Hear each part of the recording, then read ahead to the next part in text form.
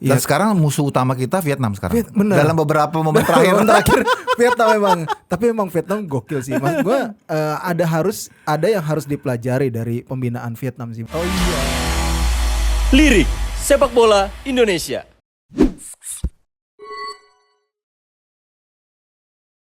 Halo Skorer, jumpa lagi dalam konten Lirik Sepak Bola Indonesia bersama gue Resatna. Dan kali ini gue kembali bersama Bang UK. Bang, Halo, baik Is. alhamdulillah akhirnya kita lolos ke final nih, Timnas U16. Dari yang tadinya gue bilang terpinggirkan, akhirnya membanggakan. Tapi kita nggak boleh senang dulu nih Bang. Karena biasanya kalau udah bagus-bagus sampai semifinal, finalnya kadang-kadang kepleset. Anti klimaks. Anti klimaks. Iya. Lawannya Vietnam lagi nih Bang. Iya. Pertama kita ucapin selamat lah ya, Iya. congrats lah ya untuk Bima Sakti dan tim pelatih. Betul. Ya, ada Markus juga, ada Firmansyah, ada Indrianto, ada Coach Gilang dan lain-lain lah. Iya. Ini pasti kerja keras yang nggak mudah. Dan tadi Res bilang ini sempat dipinggirkan ya, Iya. dalam tanda petik. Kalau gue sih ngomongnya dianaktiriin sih sebetulnya sih. Karena kalau dibandingin dengan timnas U19 atau timnas U23 misalnya, bahkan yang senior, Iya. ini praktis timnas U16 ini tidak banyak dibekali. Betul. Dengan persiapan yang memadai. Iya, yang timnas itu keluar negeri ini kagak. Ini nggak sama sekali. Sama sekali. Bahkan sempat terhenti kemarin kan setelah hari raya, baru ada TC lagi bulan Juli. Bayangin, Iya. cuman persiapan kurang dari sebulan lah boleh dibilang. Coach Bima harus menyegarkan lagi mesin yang udah lama tidur kan. Betul. Apalagi anak-anak muda yang secara emosional terus konsistensi belum bisa terjaga gitu. Tapi ya itulah kadang-kadang kayak yang ini jalan Tuhan kali ya kalau gue bilang ya. Bener. Coba dibuktiin bahwa ternyata dengan persiapan yang boleh dibilang seadanya, tapi mereka punya semangat yang luar biasa.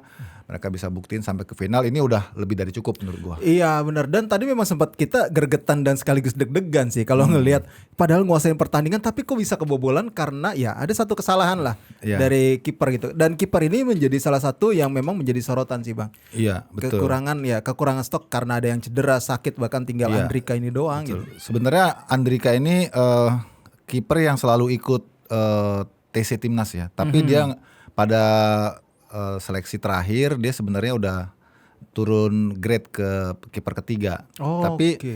ya dilalahnya ini lagi karena mungkin rezekinya Andrika yang betul. dua kiper pertama keduanya mengalami cedera, bahkan ada yang sakit cacar air, akhirnya mau nggak mau ya Andrika yang naik. Dan puji Tuhan ya dia buktiin gitu bahwa walaupun dia sempat beberapa kali bikin kesalahan, tapi dia bayar itu benar-benar. dengan hasil yang luar biasa.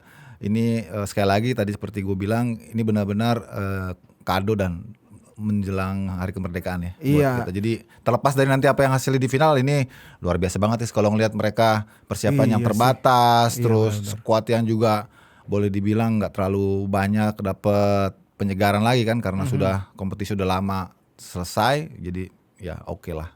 Iya sih, memang kita harapin sih, apalagi kalau ketemunya Vietnam lagi nih. Apa sih yang sebenarnya harus disiapin dari timnas U16 ini? Ya tadi saya sempat singgung ya di pertanyaan kedua tadi, pemain sempat membuat kesalahan. Iya, ya kan? kesalahan. Terus mereka nyerang terus tapi nggak tembus-tembus. Ya ini problema di usia muda seperti ini karena mereka kan minim jam terbang. Betul. Kembali lagi kan tadi seperti kita singgung, karena mereka sebelumnya nggak ada uji coba internasional, sehingga mereka belum tahu cara ngatasin ketika deadlock. Iya, Anak-anak ini belum matang kan secara emosional, terus belum juga terlalu paham tentang taktikal, strategi. Improvisasinya juga mungkin. Iya, masih sangat terbatas. Jadi ya syukur aja tadi kita dapat free kick terus masuk. Ya itu kan juga jadi salah satu bukti mereka berupaya ya. Berupaya terus walaupun mereka sebenarnya belum matang secara taktik dan strategi. Tambah lagi mereka nggak pernah ada uji coba internasional. Jadi sudah sangat bagus banget. Iya memang. Tapi kalau secara skill individu memang oke lah dibandingkan Myanmar kalau ngelihatnya ya. Oh iya, Myanmar nih Vietnam itu satu grade di atas Myanmar menurut gue. Dari segi main. Iya, kematangan organisasi, ya kan, individu pemain. Makanya Myanmar udah tahu lawan Indonesia yang kemarin di babak penyisihan grup bisa ngalahin Vietnam, mereka udah sadar diri, mereka langsung bertahan. Bikin itu parkir tronton ya. Kan parkir bus lagi. Parkir tronton. Iya sih, benar. Tapi kalau menurut Bang Yuke, ini anak-anak udah langsung mencuat pasti nama-namanya gitu. Yang perlu diingatin ke mereka seperti apa sih? Karena gue berkaca dari waktu U16 juara 2018 ya. Waktu itu benar-benar Fahri ya? Iya, zaman Coach Fahri itu anak-anak itu waktu di Sidoarjo tuh udah dikerebutinnya udah kayak Udah kayak bintang selebritis K-pop. ya. Iya, selebritis. Sholat Jumat yang jaraknya deket cuma 50 meter, kita bolak jalan balik aja ke hotel cuma 50 meter lah sekitar itu. Itu bisa nyampenya setengah jam 1 jam gara-gara dia itu minta foto apa segala macam, tarik-tarikin anak-anak gitu. Tapi yang sekarang ini gue ngeliatnya benar-benar karena gue belum mantau juga sih sosmednya mereka seperti apa ya. Waktu itu kan kalau yang zamannya Randy dan kawan-kawan bagus itu langsung tinggi tuh. Nah yang anak-anak ini gue belum pantau nih kayak gimana sosmednya mereka. Tapi kalau yang gue dengar kan banyak banget yang di jadi peraturannya Coach Bima termasuk main HP. Gitu. Pertama kita harus katakan memang di usia muda ini Indonesia tuh fenomenal ya. Nggak ada tontonan sepak bola internasional usia muda kecuali di Indonesia yang dilulukan, banyak dihadiri penonton, diekspektasi sangat tinggi gitu. Kalau di luar negeri kan itu usia pembinaan mereka nggak terlalu lihat prestasi ya, tapi bagaimana lihat pemain ini bisa grow up gitu kan. Itu yang pertama, sehingga tidak terhindarkan tuh banyaknya sorotan, banyaknya blow up media. Karena berkaca dari era sebelumnya, Indra Safri kan begitu ceritanya historikal banget ya, sampai menjadi juara U19 waktu itu kan, itu seperti memantik kesadaran banyak publik bahwa kita ternyata bisa berprestasinya di usia muda gitu kan. Akhirnya jadi ekspektasi yang berkelanjutan sampai kemudian datang eranya Bagas Bagus, Randy dan kawan-kawan di timnas U16 pada tahun 2018 itu kan Fahri kan. Jadi kesininya ya ini udah jadi tren. Nah karena itu Bima udah mengantisipasi itu. Tadi Raya sempat singgung kan, betul sekali penanganannya sekarang agak berbeda, lebih ketat lagi. Bima tuh agak disiplin ya, bukan agak, emang orangnya disiplin. Apalagi terhadap anak-anak muda ini ya, mereka kan sebetulnya masih relatif bisa diatur karena masih benar-benar punya mimpi besar, masih haus gitu kan, masih pengen nunjukin gitu. Itu yang coba dikelola sama Bima tanpa membatasi sisi humanisnya gitu. Sebagai seorang pelatih kepada pemain seperti bapak anak lah ya, ini lebih mudah diatur. Makanya Coach Bima buat aturan yang sangat positif menurut gue, menginspirasi, dan ini juga perlu ditiru oleh banyak pelatih-pelatih usia muda untuk menjaga aktivitas media sosial mereka. Jadi sehari sebelum pertandingan itu handphone disita tuh. Kan di situ juga banyak anak-anak Liga Top Skor ya. Saya kan coba juga berkomunikasi sama mereka, sama alumni. Itu agak susah kalau di hari pertandingan, udah susah. Karena emang langsung disita, itu untuk dibatasin supaya mereka nggak banyak beraktivitas di dunia maya, karena itu akan ganggu konsentrasi mereka kan. Sehari itu cuma 4 jam sehari cuma 4 jam ya? Pegang handphone itu juga udah dibatasin, habis makan siang atau biasanya gitu. bisa gitu kan. Terus mau latihan udah dikumpulin lagi.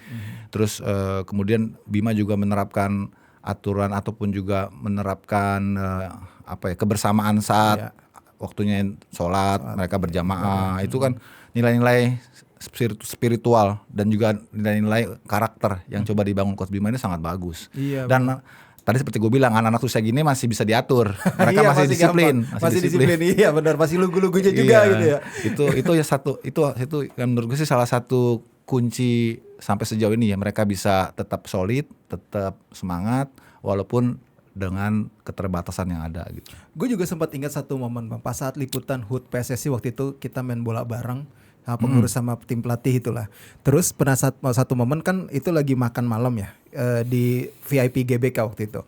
Jadi gue sempat pengen nyoba minta sama Coach Bima, Coach wawancara gitu. Bang jangan dulu deh, kata dia itu, maaf ya, jangan dulu deh, anak-anak ini belum siap, belum pantas untuk diwawancara gitu. Sampai segitunya dia jagain supaya tidak star syndrome duluan nih anak-anak ini gitu. Maksud gue ya itu memang, ya gue menerima itu karena memang iya benar juga gitu. Ya Coach Bima menerapkan itu dan ya kita juga respect dengan hal itu gitu. Jadi supaya nggak terkontaminasi ya. Iya benar-benar. Karena anak usia remaja gini kan memang lagi puber-pubernya lah ya. Lagi gila-gilanya main medsos. Kalau nggak dibatasin, kalau nggak terus dijaga gitu ya, nilai-nilai mereka sebagai atlet, sebagai anak-anak yang harus berbakti sama orang tua karena masih dalam pengawasan dan kendali orang tua kan. Makanya kan di ruang ganti kalau Rais lihat tuh di di rilisnya video PSSI kan. Jadi sebelum pertandingan mereka dikumpulin, terus mereka ada sesi harus merenung ke depan foto orang tuanya. Wah itu bagus banget menurut gue sih. Iya benar-benar. Harus itu dilanjutin ya. Dilanjutin terus sih. Iya benar-benar. Dan kita lihat juga kalau Vietnam nih Bang di final, jaga-jaga Vietnam itu kan sering jadi batu sandungan kita gitu. Dan sekarang musuh utama kita Vietnam sekarang. Bener. Dalam beberapa momen terakhir. Vietnam memang. Tapi memang Vietnam gokil sih. Mas gue ada yang harus dipelajari dari pembinaan Vietnam sih Bang. Oh iya, ya pasti kalau kan waktu itu kita sempat bahas ya bagaimana mereka mendevelop sepak bola usia mudanya. Mereka punya training center yang sangat memadai. Iya. Terus kemudian mereka punya high tech performance kelas sendiri ya, punya teknologi yang luar biasa. Sementara kita seperti sering diulas, kita tempat latihannya kita nggak punya, kantor aja masih sewa, jadi masih sangat jauh. Ditambah lagi untuk persiapannya U16 ini mereka latihan 1 bulan di Jerman loh. Wah iya. Jadi kemarin kita bisa ngalahin mereka luar biasa sih, walau sempat tertinggal ya. Iya. Nah itu perbedaan kita yang kita tahu dari Vietnam sejauh ini. Memang kita dalam posisi mengejar sebetulnya dari mereka. Iya, mudah-mudahan mental anak-anak ini tetap terjaga dan bisa fight terus ya. Iya, soalnya tadi kita lihat di Coach Bima kan juga mengalami beberapa pergantian pemainnya di pertandingan ini karena kayak lapangan tengah mereka ternyata Hanif mengalami cedera. Kita kan nggak tahu kayak gitu-gitu. Tadi preskon juga Coach Bima bilang kenapa kita nggak punya nomor 6 yang kemarin turun, ternyata mengalami cedera. Semoga aja nih nggak jadi masalah lagi nanti di pertandingan terakhir. Semua pemain yang tadi nggak main bisa main lagi, karena kita perlu semua skuad terbaik kita lawan Vietnam, perlu skuad terbaik. Di samping juga harus full waspada ya, waspada karena Vietnam ini luar biasa dan mereka mempersiapkan tim U16 ini memang untuk jadi juara. Menurut gue sih udah mau jadi juara.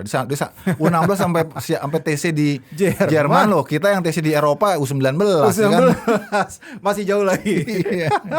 Ya udah, tapi ya itulah tadi soal timnas U16, mudah-mudahan kita doain supaya mereka ya hasil terbaik ya, setidaknya menjadi juara lah mudah-mudahan ya. Iya. Itu sih. Nah, kita lanjut lagi ke yang lagi rame-ramenya nih. Akhirnya pelatih bagus. Coach Robert Rene Albert mundur lebih cepat dari perkiraan. Gila bener. Tapi ya memang bahasanya kan mundur lah ya. Coach Robert Rene Albert ini habis hasil evaluasi yang dilakukan manajemen. Pas di hari ada demo dari Bobotoh. Dan begitu cepat siang hari itu langsung dirilis. Coach Robert Rene Albert berpisah dengan Persib Bandung nih Bang. Lu lihatnya terlalu cepatkah memang atau memang udah nggak sabaran? Sedikit lagi sih sebetulnya. Iya Kecepatan sedikit ya. Kita kemarin sempat duga nih mungkin pertandingan keempat kelima baru ada eksekusi. Ternyata ya itulah sepak bola profesional kita. Setiap pelatih itu bisa kapan aja datang, bisa kapan aja pergi. Betul. Memang tekanan dari supporter dan manajemen juga sangat besar. Mengingat bahwa valuasi pemain dan pelatih saat ini sangat tinggi sekali, jadi tuntutan juga begitu besar sekali. Dan Persib gitu loh, gimana sih Persib kan memang tim yang luar biasa ya, bobotonya, fanatismenya juga, manajemennya kan sangat solid di dalam mensupport semua kebutuhan tim. Jadi wajar kalau kemudian hasilnya nggak sesuai dengan harapan, kemudian akhirnya bereaksi kan. Dan sempat gue bilang sebelumnya kan, Coach Rene Albert ini pelatih yang sudah terlalu lama ya menurut gue. Di Indonesia terlalu lama. Sebelumnya kan dia mulai berkarir ini kan dari Swedia, kemudian ke Singapura, kemudian sempat di Arema 2010 juara kan. Itu masa-masa prime-nya dia itu. Terus kemudian ke PSM Makassar sampai ke final Piala Indonesia kemarin kan. Tapi sudah ya, pelatih kan sama seperti pemain, ada lifetime-nya juga gitu. Dan menurut gue Robert Rene Albert nih mulai menemukan posisi yang dia sedang menukik ya. Kalau siklus olahraga kan ke atas pasti turun gitu. Ya namanya manusia, dan mungkin dia lihat situasinya di Persib ini dengan pemain-pemain yang dia miliki, dia nggak punya rangsangan lagi kan itu perlu ya. Setiap profesional itu harus punya rangsangan untuk dia terus achievement gitu. Dan kelihatannya Robert Rene ini udah mulai agak turun gitu ya. Ditambah lagi memang dia agak susah untuk memaksimalkan potensi yang ada karena banyak yang cedera kan ya. Iya. Jadi emang nggak rezekinya gitu. Bukan rezekinya sih memang di awal musim ini. Tapi siapa penggantinya nih Bang? Iya. Karena sekarang ngomongnya yang tuh lagi rame Persib sulit. Yang lagi rame Luis Milla. Itunya ya. Trending topik Luis Milla. Gile bener emang. Top netizennya Persib, Bobotoh top. Ya kalau menurut gue Luis Milla oke banget sih. Iya. Bukan karena Persib yang mau, tapi dia memang pelatih yang layak untuk dimiliki tim profesional Indonesia. Dengan pengalamannya, kemudian juga filosofinya, terus reputasinya. Cuman mau sabar nggak? Iya. Luis Milla tuh sangat percaya proses. Iya, sangat mengedepankan proses ya, mengedepankan proses dan pembangunan development. Dia lebih ke situ dia. Nah, ini cocok nggak dengan filosofinya Persib yang instan kan? Kalau dari senior nggak ada lagi proses, lu harus cepet juara gitu kan? Nah itu yang mungkin harus dicarikan titik temu menurut gua. Di samping itu juga mungkin ada beberapa nama ya, ada Munster juga Paul Munster. Walaupun Paul Munster juga katanya dideketin Persis Solo ya. Karena ini kan antisipasi Jackson sama. juga. Jackson kan nasibnya mungkin kalau dihitung dari rekor dalam 3 laga awal ini Jackson lebih buruk malah. Justru kita duga malah dia lebih cepet ya. Ternyata yang cepet di sini di Persib Albert. Satu lagi paling balik lagi ada nama Mario Gomez sih yang dicoba diapungkan lagi gitu. Iya, nama yang nggak asing dan ketika awal tiba di Persib dulu kan dia sempat mendapat support luar biasa dari Boboto ya. Cuma karena ada clash sama manajemen gitu kan. Akhirnya dia mundur, terus dia pindah ke Borneo saat itu. Borneo bagus banget dari cara main. Tapi Arema juga oke lah gitu kan karena dia nggak lama juga di situ. Cuman masalahnya ini apakah Persib bisa cocok sama Gomez karena kan udah pernah sebelumnya. Iya benar. Tentu ada request khusus lah dari Gomez kalau dia mau di hire lagi sama Persib gitu. Yang penting cocok harganya lah. Duit mah ada lah pasti Persib lah ya. Dengan situasi seperti ini duit ada lah. Iya dia salah satu tim yang paling bonafit lah. Iya. Walaupun Pak Teddy sempat ngomong dalam beberapa podcast belum untung katanya. Masih belum untung ya. Tapi seenggaknya Persib kalau misalkan juara kan pasti untungnya gede lagi, pasti dapat lagi banyak lah. Untung ini sih bukan secara instan ya, tapi brand awareness, terus akses, relasi kepada partner itu kan itu inline sama prestasi gitu ya. Kalau berharap bahwa industri sepak bola kita sudah menguntungkan emang belum. Lebih banyak pengeluarannya daripada pemasukannya, apalagi di era sekarang kan pembatasan penonton. Secara umum kan sepak bola kita lebih banyak mengandalkan pemasukan dari penonton, Iya, tiket penonton. Beda kan kalau di luar negeri kan pemasukan paling banyak dari rights gitu kan. Ya, penonton seberapa sih gitu kan dibanding pengeluaran mereka yang jauh lebih besar gitu. Benar. Oke deh, kita doain aja deh mudah-mudahan ya yang terbaik lah untuk Persib juga. Dan kompetisi kita terutama wasitnya juga makin bener sih Bang. Wasit emang gak habis-habis tuh. Aduh, gue geleng-geleng. Lu ngebahas wasit dari maghrib sampai subuh gak kelar-kelar udah. Pokoknya udah capek juga sih bahas soal gitu ya. Semoga aja tambah dibenahin lah itu SDM-nya, wasitnya, komite wasit PSSI. Ya Pak Riyad. Oke deh, thank you banget Bang. Untuk pembahasan kali ini, Skorer mungkin segitu dulu pembahasan dari kami untuk konten Lirik Sepak Bola Indonesia. Gua Reza Tetnan dan juga Bang Yuke mengucapkan terima kasih dan sampai jumpa lagi.